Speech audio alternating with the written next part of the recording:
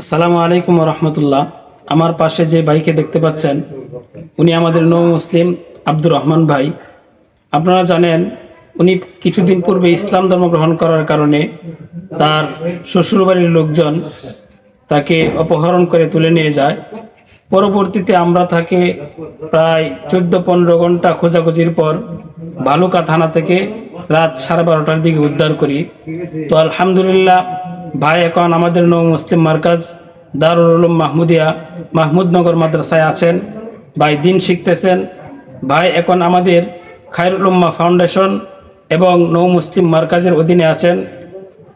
ভাইয়ের সমস্ত আর্থিক ব্যবস্থা আমাদের খায়রুল উম্মাহ ফাউন্ডেশন এবং নৌ মুসলিম মার্কাজ করে থাকবে।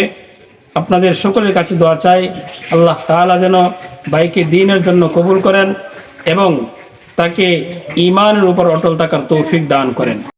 আব্দুর রহমান ভাই, আপনার কি ব্যাপারে কিছু বলার আছে? যে আমার শুধু এটুকু বলার, তো আল্লাহর রহমতে আমার আর্থিক কোনো সমস্যা আপাতত নেই। তো আপনারা শুধু আমার জন্য দোয়া করবেন, আল্লাহ তাআলা যেন আমাকে দ্বীনের দায়ী হিসেবে কবুল করেন। আর আমার সমস্ত খরচ খায়রুল উম্মাহ ফাউন্ডেশন এবং নও মুসলিম মার্কাজ বহন করতেছে, আলহামদুলিল্লাহ।